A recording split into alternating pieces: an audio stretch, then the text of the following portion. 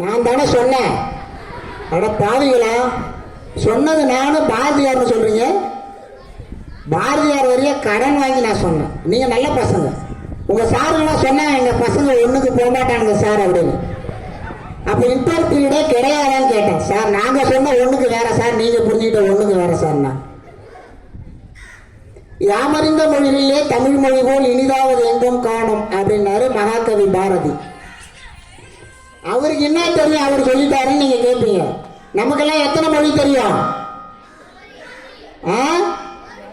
ஒரு மொழி தெரியும், கூடுதலா ஆங்கில மொழி தெரியும் இல்லையா? ஒரு காலேஜுக்கு போறோம்னா அந்த காலேஜ்ல ஒரு பாப்பாட்ட, பாப்பா உனக்கு தமிழ் மொழி பிடிக்குமா ஆங்கில மொழி பிடிக்குமான்னு. சார் எனக்கா சார்? அந்த பையனை கேட்டா நான் சொன்னேன், சார் எனக்கா சார் எழுத்து விட்டு கனிமொழி தான் சார் பிடிக்கும் அப்படின்ட்டான்.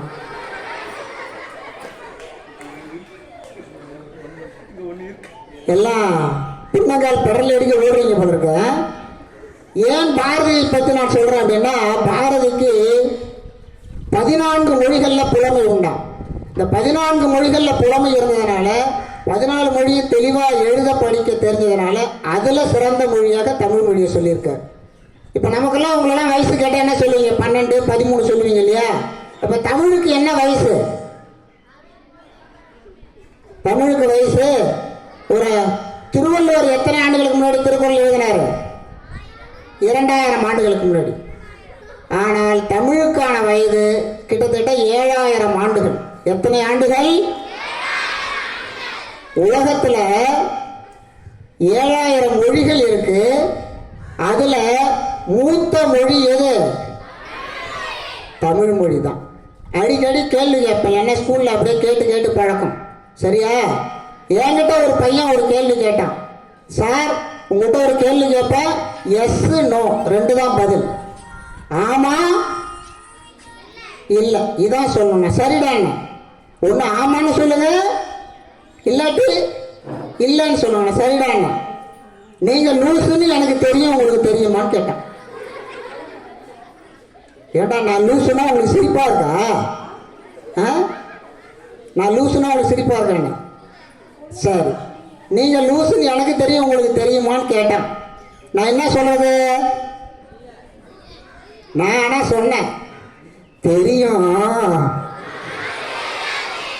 ஆமா. இப்ப நம்மளுடைய தலைப்புக்குள்ள வருவோம்.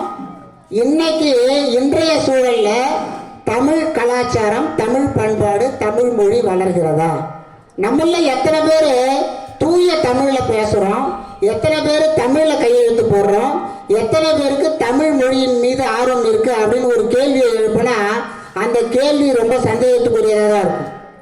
ஒருத்தனை கேட்டேன், நம்ம நண்பர் ஒருத்தர்கிட்ட, உன்னுடைய தினசரி செயல்பாடு என்னன்னு கேட்டேன். அவன் சொன்னான், அழகான ஒரு பதில் சொன்னான். என்னடா பண்றது? காலையில எழுந்திரிச்சு பிரஷ் பண்ணி, பிறகு வாக் பண்ணி, அவசர அவசரமா பாத் பண்ணி, பிறகு ஆபீஸ்ல மேனேஜருக்கு போன் பண்ணி, வண்டியை ஸ்டார்ட் பண்ணி, இந்த டிராபிக்ல டிரைவ் பண்ணி, ஆபீஸ்ல போய் ஒர்க் பண்ணி, எத்தனை பண்ணின்னு எண்ணினீங்களா இல்லையா? யார் எண்ணிட்டு வரீங்க? யாருமே இல்லையா? ஆபீஸ்ல போய் ஒர்க் பண்ணி, அந்த மேனேஜர் கிட்ட டென்ஷன் பண்ணி, வேலையெல்லாம் பினிஷ் பண்ணி, ஈவினிங் மறுபடியும் டிராபிக் பண்ணி, அப்புறமா பர்ச்சேஸ் பண்ணி, வீட்டுக்கு வந்து சாப்பாடு ஆர்டர் பண்ணி, கடைசியா எல்லாருக்கும் கால் பண்ணி எல்லாத்தையும் முடிச்சுட்டு போய் படுக்கிறதுக்குள்ள டென்ஷனா இருக்கு அப்படின்ட்டான். எத்தனை பண்ணி சொன்னா? இப்ப 12. யாரோட எத்தனை பண்ணி இருக்குன்னு சொன்னீங்களா? சரி, இப்படிதான் இன்றைய தமிழ் இருக்குது அப்படின்னு ஒரு பக்கம் இருந்தாலும், கல் தோன்றி முன் தோன்றா காலத்து வாளோடு தோன்றிய மூத்த குடி தான் தமிழ் குடி அப்படின்றது தமிழுடைய பெருமையா சொல்றாங்க. ஆனா இதெல்லாம் எப்படி இருக்கட்டும் சார், தமிழுக்காக நிறைய பாடல்கள் இருக்கு. ஆனா ஒரு பாட்டு பாடுறாரு, தமிழ் எந்த அளவுல இருக்கு, வளருதா தளருதா அப்படின்னு ஒரு பாட்டு. அந்த பாட்டு உங்களுக்கு தெரிஞ்ச பாட்டு தான். இப்போ ஒரு நான் பாட்டு பாடுவேன், அந்த பாட்டுக்கு அடுத்து தமிழுடைய வளர்ச்சிக்காக ஒரு பாட்டு சொல்றேன். கண்ணோடு காண்பதெல்லாம் தலைவா கண்களுக்கு சொந்தமில்லை, கண்களுக்கு சொந்தமில்லை. இது ஒரு தமிழ் டீச்சர் பாடினாங்க. ஏன் பாடினாங்க தெரியுமா? இலக்கணம் நடத்துறாங்க. சொல்ல சொல்ல சொல்ல சொல்ல ரெட்டை கிளவி தகு தகு தகு தகு ரெட்டை கிளவி உண்டல்லோ தமிழில் உண்டல்லோ, பிரித்து வைத்தல் நியாயம் இல்லை, பிரித்து பார்த்தால் பொருளும் இல்லை, ரெண்டல்லோ ரெண்டும் ஒன்றல்லோ, தனக்கு தனக்கு தரத்தில் இல்லாதா தினதான் தினதான் தினதான். இதுல என்ன இலக்கணம் உங்களுக்கு புரிஞ்சுதுப்பா? சல சல சல சல ரெட்டை கிளவி, தகு தகு தகு தகு ரெட்டை கிளவி, பிரிச்சா பொருள் வராது இப்படின்னு தமிழ் டீச்சர் சொல்லிட்டாங்க. ஆனா எங்கால் தமிழ்ல எழுதுறாங்க இரட்டை கிளவி என்றால் என்ன?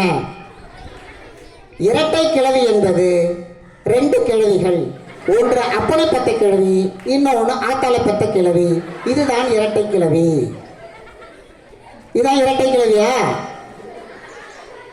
அதுல ஒரு பையன் சந்தேகம், சார் எங்க தாத்தாவுக்கு 2 சார், அவங்களோட தாத்தாவுக்கு 3 சார். டே அவர் கொள்ளு தாத்தாடா நொல்லு தாத்தாடான்னு சொல்லி வச்சாங்க டீச்சர். சரி, தமிழா நீ பேசுவது தமிழா, அன்னையை தமிழ் வாயால் மம்மி என்று அழைத்தாய், அழகு குழந்தையை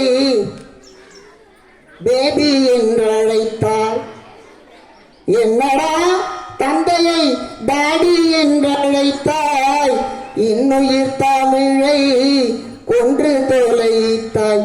தமிழா மீது நீங்க பாடுங்க.